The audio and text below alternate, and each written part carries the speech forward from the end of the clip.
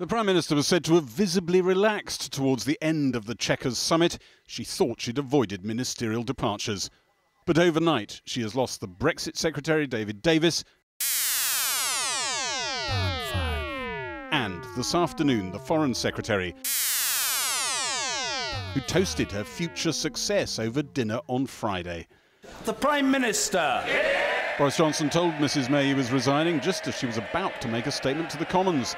Number 10 unusually announced his resignation for him before he'd even written his formal letter. Turning to Brexit, Mr Speaker, I want to pay tribute to my right honourable friends, the members for Halton, Price and Howden, and Uxbridge and South Ruislip for their work over the last 2 years.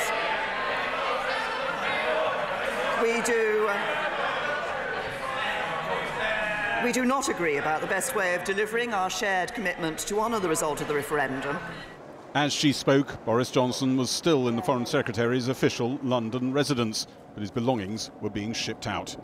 His team had briefed he was not going to quit, but David Davis's resignation left him exposed. He'd paraded his criticism of Theresa May's approach more than anyone, and staying in was becoming untenable. Across London, Foreign Ministers Boris Johnson had invited to London for a summit on the Balkans, sat waiting for their host to turn up. The man who started this morning's extraordinary political walkout looked serene on Sunday visiting Silverstone, but had already decided he could not support Theresa May's policy. As he said in his resignation letter, David Davis thought it would see the UK being sucked into all the EU institutions with more and more concessions. David Davis's Deputy Minister, Steve Baker, also resigned. Some backbenchers think this is the moment to bring down Theresa May. I've got no confidence at all and could never support the Chequers proposals. And bear in mind, they're only proposals, so they'll be further watered down by negotiations with the EU to an even less palatable solution. I have no confidence in that, and if the Prime Minister persists in supporting that position, then I'm afraid I have no confidence in the Prime Minister, and I'll have to express that. Are you plotting, Mr Rees-Mogg? Plot? I wouldn't know how to plot. You were plotting with your fellow Brexiters. I was just saying hello to Mr Bridgen as I'm coming in to be interviewed by the BBC. It's quite the day of chaos for the government, isn't it? Saying good morning to a friend is not plotting. Well, it's a very serious moment. It's a very important moment, and it reveals what some of us suspected, that what was agreed at Chequers is not Brexit. They've probably got enough, the Brexiteers who want to bring her down. They've got enough people to get that vote of no confidence, haven't they? Well, I don't know whether they've got the 48. That's one quite big challenge, actually. But they might have that, mightn't they? Might not, but they've then got to get 151 to support them in the vote of no confidence. I think that's a much bigger task. Some backbenchers said activists would not tolerate her policy devised at Chequers. Within 48 hours of the Prime Minister's statement on Friday, I received over 300 emails, disheartened, dismayed and telling me that democracy is dead. Can the Prime Minister tell the House how does she plan to restore public faith to my constituents that this is not a sellout? This week, the activists were so disappointed about what had happened at Chequers. What did you tell them? They were betrayed. They said they were betrayed. And they asked why. They asked why do we go out each and every Saturday. This is not a betrayal. We will end free movement. We will end the jurisdiction of the European Court of Justice. We will stop sending vast sums of money to the European Union every year. We will come out of the common agricultural policy. We will come out of the common fisheries policy. I believe, though, that is what people voted for when they voted to leave, and we will deliver in faith with the British people. Some stony faces behind her. It's not clear the new Brexit Secretary, Dominic Raab, sees Brexit policy any differently from David Davis. Michael Gove, a Brexiteer staying in the cabinet, gave encouragement. The Chequers compromise took 2 years to reach and just 2 days to unravel. Mr Speaker, how can anyone have faith in the Prime Minister getting a good deal with 27 European Union governments when she can't even broker a deal within her own cabinet? And I commend this statement to the House. At the end of the statement, there was one brief glimpse of the strain of this most extraordinary day. And Gary is with me now, and armed with the resignation letter of Boris Johnson. Is he dead meat or on his way to Downing Street? I don't think he thinks he's dead meat, and a lot of effort has gone into this. It's a mixture between a column and a sort of personal manifesto in a way. He talks about white flags fluttering over the British negotiating position. He says he gets the sense that further concessions on immigration, even beyond what he thinks he caught at Chequers, might be on the way, and that we might end up effectively paying for access to the single market in the future. The trouble is, he says, I've tried these words, defending the policy, over and over again over the weekend, and I find that they stick in my throat. Well, it could be that what he was working out over the weekend, and maybe particularly after David Davis's resignation, was that he was looking awfully exposed. You can't really carry on in government if you don't have friends on either side of the party, of this very divided party at the moment, and he was in danger of alienating Brexiteers, those remaining who had stuck with him, I think. Well, now, the very prominent backbench Tory committee, the 1922 committee, has been in session, just broken up. They never leak, but you know. Well, they leak pretty well. I don't think it gives us many clues. 23 of the 25 contributions made in the room were incredibly supportive of the Prime Minister. Those who were trying to fire the odd shot at her that were critical didn't really fire with enormous accuracy. I think if you were in the room, you might just scratch your head and wonder if you're in a parallel universe. But those who are most unhappy with the direction of Brexit policy are now having to work out what their tactics are. It seems that they are not keen, some of them, the leaders, I think you're going to talk to one of them soon, in going down the route of a vote of no confidence. I think some of them have done the maths. They're not entirely sure that even if they had enough numbers to trigger that, and they may well, they couldn't be confident that they had enough numbers in the way that Parliament works, the Tory parliamentary party works. When there's a threat like this, they couldn't be sure that they had the numbers to topple Theresa May. And so it looks like they are embarked upon a policy of attrition, wearing away at her government, at her policy, trying to get it to change tack, probably hoping that the EU does some of the work for them in throwing it back at them. And that is where they seem to be intent at the moment. That could include more ministerial resignations if they can prompt and steel their colleagues to do them. Gary Gibbon. Well, now, amid the shouting of stop Brexit, or is it long live Brexit, I can't tell which, I might just tell them if they could be quiet for a minute. Guys, could you shut up for just 3 minutes? 3 minutes, I've got someone to speak to. Hold up, guys, hold up, hold up, hold up. I'll be back with you in 3 minutes. Joining us now is prominent Brexiteer Jacob Rees-Mogg, who chairs the European Research Group. Jacob Rees-Mogg, have you signed a letter demanding the Prime Minister, demanding a vote of no confidence in the Prime Minister? No, I have not. So, does she face a challenge? I don't think so. I think Gary's analysis, as so often, was very accurate and very well thought through. My concern is about the policy rather than about the individual. Well, let's just deal with the individual first, and then I'll come to the policy. Yes. Because the individual's under siege. Well, the individual did a massive U-turn on Friday with a complete change in policy that doesn't, to my mind, represent Brexit means Brexit, or the Lancaster House speech, or indeed our commitments in the Conservative Party manifesto. So I think she needs to do another U-turn to get back to where she started, and I think that will command a good deal of support. But you know the Prime Minister, and you extol her virtues. U-turns are not one of them. Well, she's just done one, so you can do another. Oh, no, steady. That's not really very fair, is it? Well, I think the status quo ante was something that people were beginning to accept, and this is a sudden change of tack that would have us under the acquis communautaire for goods and for agri-goods, would leave the European Court of the judge of those because they are European rules, not British rules. And although that wouldn't have direct effect, there's very little difference. If we didn't apply them, we would find that we could be subject to a penalty.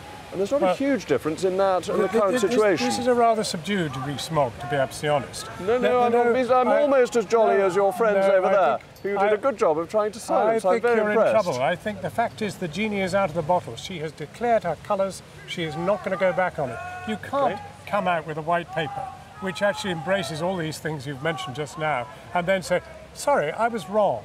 I put a, and indeed all those people in Chequers were wrong who supported it, including Boris Johnson, including David Davis. They didn't resign at that moment. They didn't resign at that moment. No, but they didn't. The storming out a la Michael Heseltine is not necessarily a wise thing to do. But what happened at Chequers, see very clearly from the newspaper reports, is that people who backed Remain 2 years ago favoured a very light Brexit where we remain committed to many EU rules, and those who backed Leave took a different view. But can I just finish? Because the Prime Minister does face a dilemma, I accept that. She will either have to do a U-turn, go back to Lancaster House, back to her previous commitments, or she'll have to get the legislation and the meaningful vote through on Labour votes. That is her choice. You are foursquare with the Prime Minister tonight.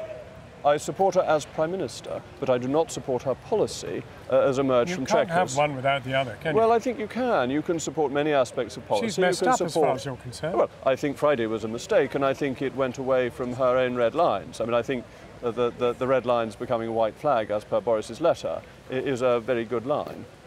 I mean, would you support Boris Johnson for Prime Minister if the worst happens? Well, I supported Boris Johnson for Prime Minister in 2016. I've always thought Boris would be a brilliant Prime Minister. He's not proved himself as Foreign Secretary, though, has he? He's been a pretty bad Foreign Secretary. What evidence have you got for that? Well, the Iranian mess-up over Nazaruddin, for example, which was appalling. He ensured that there were sanctions on Russia from almost all our allies. That was a triumph for the Foreign Secretary. Iran, you did, and I'm giving you one of his triumphs. You've picked on one misstatement, but do you think everybody... when you open your papers tomorrow you'll find the word triumph anywhere near the Boris Johnson name? It depends who's written the newspapers, as you know. This is like the cricketer given out, and the fellow says it'll say you're out in the paper tomorrow, and he says no, it won't, I'm the editor. We all know that it's up to newspapers what headlines they decide to put on. Jacob Rees-Mogg, thank you very much. Always a pleasure, thank you. Guys, if you could wait, we've got an interview with a woman, so please be respectful. And a Remainer. So, here I am with Nicky Morgan. You are a Remainer, so we better clarify that. What do you make of today's events? Well, obviously any Prime Minister is sorry to lose two key Secretaries of State.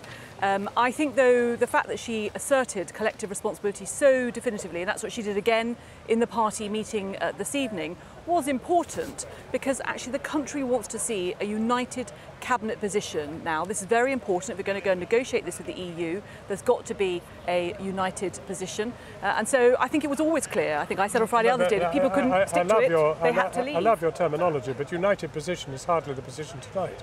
We've got two of the most prominent ministers sort of on their resignation deathbeds. You've got the government sort of staggering all over the place, Mrs May under siege, lots of MPs talking about her having to go. That's hardly a pretty place to be. No, you see, this is one of the mistakes I think the opposition made in the House of Commons today. Actually, with Boris Johnson and David Davis gone, actually the Cabinet is in a united place, and this is something that's always needed to happen. And of course, we just interviewed Jacob. I know that there are party colleagues who are unhappy about the position that has been taken. But as we've just seen in the party meeting, the vast majority of Conservative MPs absolutely wanted that united position, and then they were reminded there about the dangers of disunity, what that does to electorates. And the important thing is to get on with it now. And I think, no, you introduced Mr Remainer. The point is, actually, we're all kind of past that now. The point is actually about delivering a Brexit deal that's in the national interest. That's what the PM chose to do on Friday. But you heard Jacob Rees-Mogg saying there were no circumstances in which he or any of his band of followers would accept that white paper, that it is, as far as he's concerned, it's dead. Well, I mean, I understand Jacob has, strong views on this, as do many of my colleagues. But to be honest with you, that white paper has not been published yet. There was some good explanations in the meeting, and there have been in the briefings. One of our leading barrister members of Parliament was very clear about the fact that actually it had been misunderstood, the role of the ECJ going forward, and that does need to be explained, everything else. I don't think colleagues should be saying we won't vote for this or won't vote for that. This has got to be about what's in the national interest. But you're a Remainer. You didn't vote Remain in order to find yourself in a European Union where we might have some benefits, but we would have absolutely no power whatever over any of the issues in which we were engaged. Well, as I was just saying to you, I think honestly the terms Remainer and Leaver are kind of done now. We're 2 years out from that. The point is now to get a deal by which we do have a close relationship with the EU for business and jobs. That's the important thing. But businesses a powerless are saying one in which we have no say, nobody in the European Parliament. No, but that's not... No way of actually influencing policy which affects those businesses that you refer to. We will always have a way of influencing policy. Many of those businesses, for example, want to be part of some of the European agencies, therefore they will have a voice. We will always be able to explain our position to the European Parliament. But, there's always got to be compromises and trade-offs in terms of getting to the right Brexit. Look, I wish we weren't here. 2 years ago I was very clear about the benefits remaining, but my side didn't win. I think the British public now want us to get on with a deal in the national interest. If she rings you up in the succeeding few weeks and says, Nicky Morgan, will you come back? Will you? I think that's highly unlikely. I love my job as a Treasury Select Committee chair. Look, it's a huge honour to be a Cabinet Minister. I've done it before. You're there to serve the country, but I think it's very unlikely that I'm on the call sheet. Nikki Morgan, thank you very much indeed for joining us. Kathy. Thanks, John. Well, we're still waiting to hear from Boris Johnson himself. He's still tucked up inside his residence. If anything emanates from there, we'll obviously bring you that as soon as we get it. But in the Commons earlier, Jeremy Corbyn said that people are losing faith that this government is capable of delivering a good Brexit deal. So let's hear a little bit more from Labour now and the Shadow Foreign Secretary, Emily Thornberry. You've said that Theresa May can't deliver Brexit, but be honest, you can't either, can you? Well, I think we can. I think that what we've said from day one is that we have to accept the result of the referendum and we have to have a deal that will look after people's jobs. So what's your deal that's any better than the Chequers deal? So what we wanted to do is that we wanted to have a period of an interim period where the status quo pertains and we make sure that we have a good deal negotiated over that longer period. But as for the divorce itself, what we needed to have was we need to remain in a customs union. We need to negotiate so that we can be as close as we can be to the single market, but we need to have some control over immigration. And we would have spent the last 2 years actually negotiating that instead of fighting amongst ourselves. But you've had 2 years as well. You're split too. Why not sign up to the Chequers deal and then improve it, a cross-party solution? Well, first of all, the Chequers deal is a load of rubbish. It doesn't make any sense. It's a soft Brexit, which is what you want. Yeah, well, it doesn't make sense and it won't work. So what it is it's a little bit of customs union, but it's not a lot. There's a lot of red tape. There's a lot of time wasting. It's going to be very expensive. Why don't we just be in a customs union? Why don't we just do that? Any softer than the Chequers deal is a betrayal, surely, of what people voted for. No, what it is the Tory party are negotiating amongst themselves, trying to get something that they can agree on, and they cannot agree. Labour's not in agreement either. We've spent 2 years watching the soap opera of the Tory party, and you get Boris Johnson, resigning today. Why did he resign? Did he resign over principle? I don't think so. If he had, he would have resigned on Friday. But he leaves it until today. Labour's also a soap opera. I mean, you're riven from top to bottom, just as the Tories are. No, if you ask, we have people on the fringes. We certainly have some who voted with the Tories, but on the whole, the vast majority of Labour MPs and the shadow cabinet is united on customs union, interim period, remaining close to the single market, some changes on immigration. Accept the results of the referendum. That is what we can unite around. Please don't compare that to the chaos in the Tory party at the moment. Can you also unite around something that the Foreign Secretary, ex-Foreign Secretary said, which is that the Brexit dream is dying? The Brexit dream is that we have to leave the European Union, and we have to deliver on that, but we have to deliver on jobs. And at the moment, we are running out of time, and the Tories have got episode 75 of their soap opera now unravelling in front of us. And what they're not doing is they're not looking at what is good for Britain. They are only looking at what is good for their independent jobs, not for the jobs of people in Britain. So you write the script then. You want a general election, followed by a new Brexit deal, which leads then inexorably to a second referendum, doesn't it? What we have to have, I think, is we have to have some leadership around what I have said, that we have to be in a customs union, we have to negotiate to be close to the single market, and we have to have some changes on immigration. And once you've got that deal, you put it to the people again. I think that if once we get that deal, we'll see what the people make of it, but I think it is going to be the sort of thing that people will accept is a pragmatic and the only way forward. And the problem for the Tories is that they have... people. You've always been a fan of a second referendum. No. What I'm saying is that is the only deal that would work in the interests of Britain, and that is what we ought to be negotiating, and we are 100 miles away from that. They will not negotiate that because they can't agree anything amongst themselves. They can't negotiate with the European Union if they can't agree what it is that they want to even achieve. It's so fundamental. You're going to be facing someone else across the dispatch box. We don't know who as yet. No. What is Boris Johnson's legacy, do you think? I think that Boris Johnson was one of the worst foreign secretaries we ever had. I think that he spent all his time looking towards being the Prime Minister instead. I kept saying to him, concentrate on the day job. Don't spend all your time about your next job. You have to concentrate on now. I think that Nazanin Zaghari-Ratcliffe is one of the direct victims of that. The Iranian woman. Yes, because he didn't understand his brief, because he hadn't read it properly, he simply reasserted the Iranian allegations, and she is in an Iranian jail as a result of that. Very briefly, if there is a leadership contest and a general election follows, are you really ready for it? I mean, you're behind in the polls. You bet we're ready for it. You bet we're ready for it. And I think that that's what we need, is we need the grown-ups to arrive and to negotiate this properly. Now, back to Westminster. While we've been on air, that 1922 committee meeting of all Tory MPs has finally finished. Theresa May spoke to them for about an hour. Our political correspondent Michael Crick has been lurking in the corridors outside to find out what happened inside. Michael, banging of desks? Oh, lots of banging of desks, so much so that one journalist was even heard to say to the policeman outside, "Don't you think you ought to investigate whether there's criminal damage going on in there?" It was one of these great occasions where, if only there'd been cameras present, a great gauntlet of journalists outside with the Tory MPs and ministers and everybody having to come through, absolutely jam-packed, sweltering inside, one Tory MP standing on a chair in his red braces, absolutely drenched in sweat, his shirt, and they had to operate... have to go into quite so much detail. Sorry.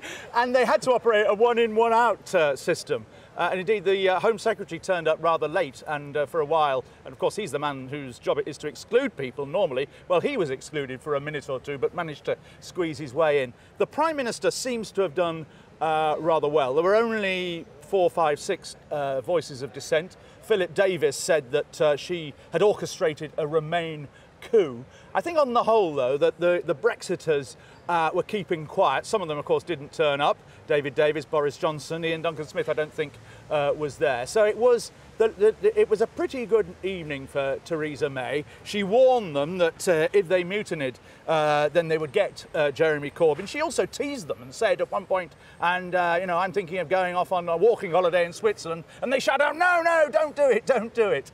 Robert Buckland, the Solicitor General, came out afterwards. He, of course, is was a very pro-Remain supporter in the referendum and has had to put a lot of the legislation through. He came out and said he thought this was a new era, a new chapter, and that the question of a leadership challenge was now out of the window, he said, and put to bed. A strange mixture of metaphors there. But can we say as a result of that this white paper published later in the week, nobody's really seen it, is alive or dead?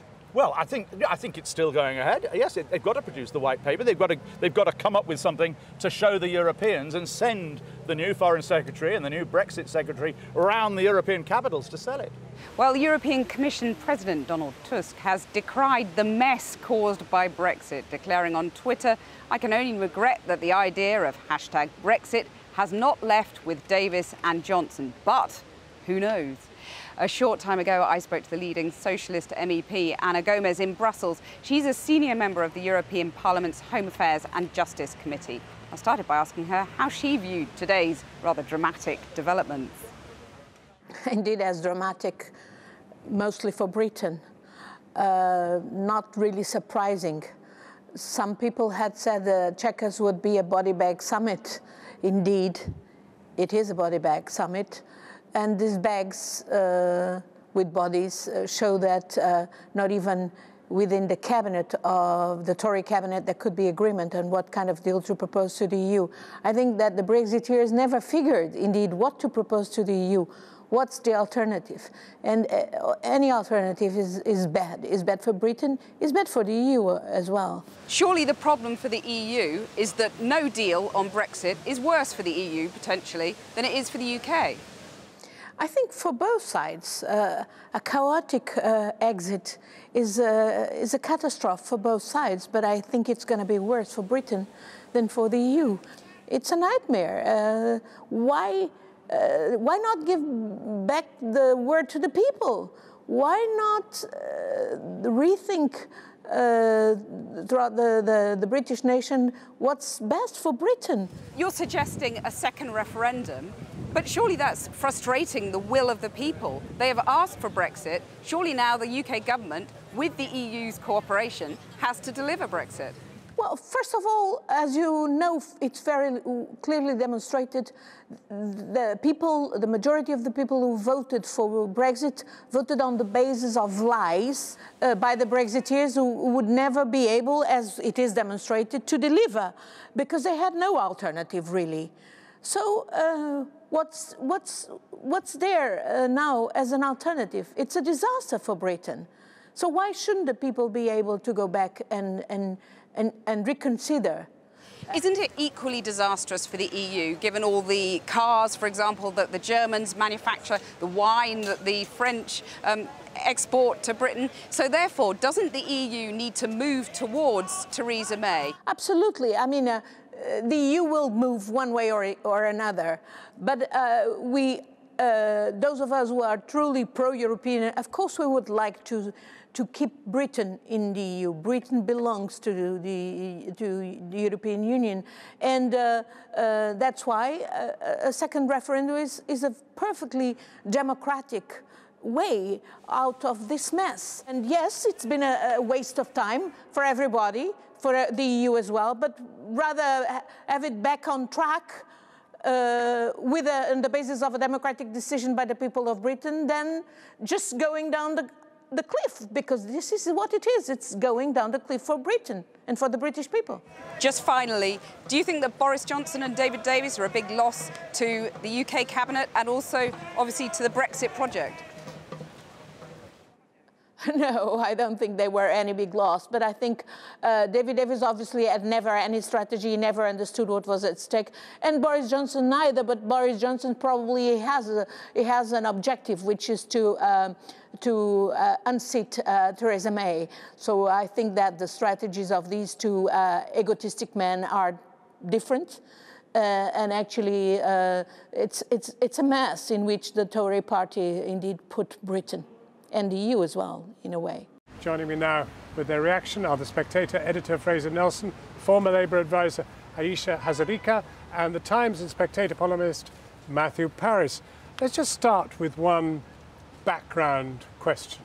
Is the white paper, what you know of it, this particular formula for Brexit, worse than Brexit itself in your mind? Well, this is Brexit. I wouldn't say it's not Brexit. Leaving the EU is Brexit. Now, whether this is a great betrayal depends on what you voted for Brexit for. If you wanted to come out of the EU, it does that. End free movement, it does that. Vastly cut the payments to the EU, it does that too. Does it get out of a single market? Not really. And if that, for you, is a red line, as it is for Boris Johnson, then sure, it's a betrayal. But for lots of other people who voted for Brexit, it won't be that much of a big deal. For them, it wasn't really about the trade deals. It was about other freedoms which are actually being achieved. So it all depends how hard you like your Brexit boiled. Matthew Parris, it is as if we have been through the Red Sea, the parting of the waves, terrible mayhem, red blood in the sand, and now the waves are coming back over. Of course, there's this resignation tonight.